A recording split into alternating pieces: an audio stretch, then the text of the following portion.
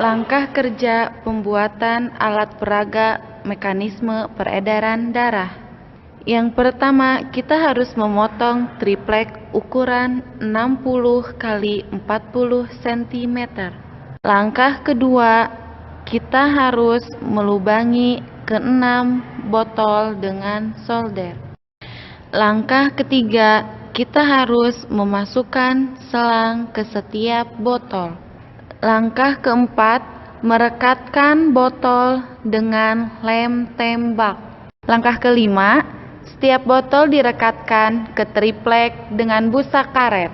Langkah keenam, untuk membuat katup, potong ballpoint, ambil isinya. Sisakan pegas dan dudukannya. Langkah ketujuh, masukkan gotri hingga gotri terkunci oleh per dan ulir ballpoint. Langkah kedelapan, pasang katup dengan ballpoint di antara bilik dan serambi. Langkah kesembilan, pastikan setiap sambungan benar-benar kedap udara dengan menambahkan lem tembak di sekitar sambungan selang. Langkah ke-10, campurkan air dengan pewarna yang berwarna merah. Nah, langkah terakhir, kita harus memasukkan air tersebut ke alat bagian paru-paru. Oke, di sini saya akan menjelaskan apa sih fungsi alat bahan yang tadi disebutkan oleh tes Salsabila. Nah, di sini ada dua botol kecap. Botol kecap pertama ini berfungsi sebagai paru-paru dan botol kecap kedua berfungsi sebagai seluruh tubuh. Lalu ada 4 botol bekas yang bekas tinta print yang kecil-kecil ini.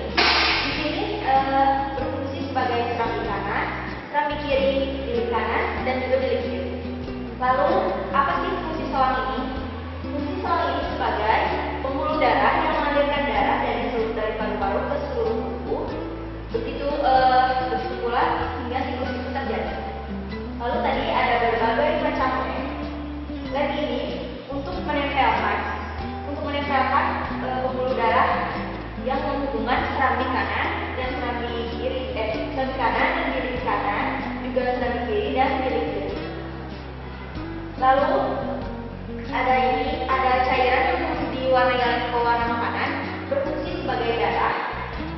Lalu ada gotri dan per. Gotri dan per ini berfungsi sebagai pembatas karena di jantung terdapat ada katupnya. Katup pembatas antara serambi kanan dan bilik kanan. Juga serambi kiri